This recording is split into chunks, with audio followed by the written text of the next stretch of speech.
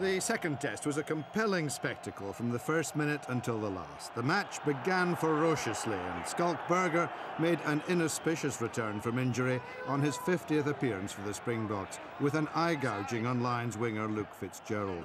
The flanker was shown a yellow card and later received an 8-week ban for the offence, which has no place in the game. In Burger's absence, the Lions moved into a 10-point lead, Stephen Jones kicking a penalty and then releasing the Irish fullback Rob Kearney for the opening try.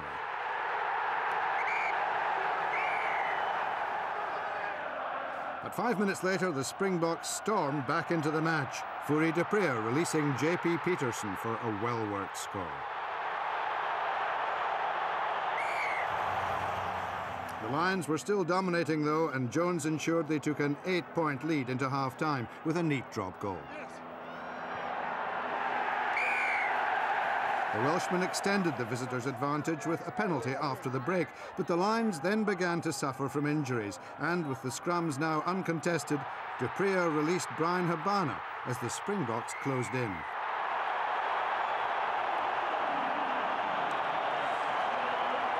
Again, Jones' boot extended the tourists' advantage, and again the Boks struck back. This time, Jacques Fourie was adjudged to have stayed in play as he touched down in the corner.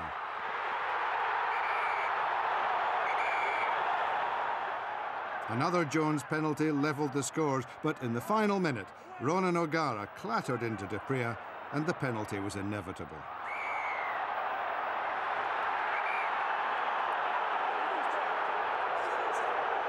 Morné Steyn faced a massive kick, but the home fans are used to seeing him knock them over for the Bulls, and he made no mistake to secure the series for the Springboks. It was a sensational ending to a truly remarkable game of rugby. It was a continual belief, coming into the second half that we could better our game, drastically, and we committed ourselves probably in the 10th minute of the second half at a line-out when there was another stoppage, from the Lions side, and we committed ourselves there to make sure that we were going to win this game. It's very hard to put into words. I mean, we come out there, with the intentions to win a test series, and the effort today was, unbelievable, really. But to lose like that in the end is devastating, and it's not nice at all to try and deal with. And I suppose it's up to us now next week to really, we've got to win next week now to get something out of this series. In the aftermath of the match and the controversy, we met up with legendary South African fly half Naas Botha for his thoughts on the series. Now respected match analyst, Botha inspired the Springboks to victory over the 1980 Lions and captained South Africa in his final international against England in 1992. He thinks the leadership of John Smith was a crucial factor. It looks like there's a great belief in John Smith as the captain, and I think he proved the point again. I believe somebody said the other day he should retire after this. I think John can play for a number of years. Let's hope we're actually quite fortunate that he can take us to the next World Cup, because I think he can do that.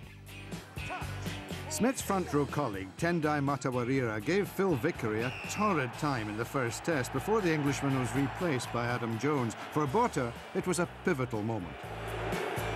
They should have replaced him very early.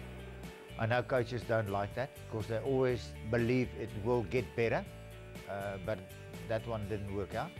Tactically, they made a mistake because he could have always gone back onto the field because he's a front row. It's not like you replaced the flyer, but overall, that just put him on the back foot and they just couldn't recover. A world-class fly half himself, Botha was particularly impressed by the inexperienced Morné Steyn, who came off the bench twice to help seal victory. He's good enough. He's more than capable.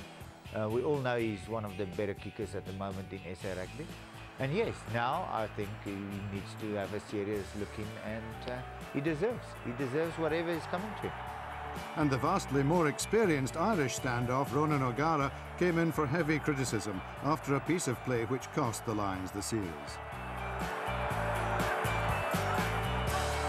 All he had to do, let's be honest, all he had to do was to take the ball, He was inside the 22, he could have kicked it directly into touch, he should have done that.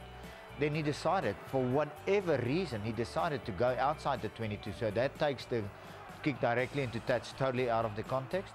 Then he kicks an up and under, and then he runs and he plays the man. If he just jumped for the ball or try and gather the ball, that's fine, but he didn't even do that.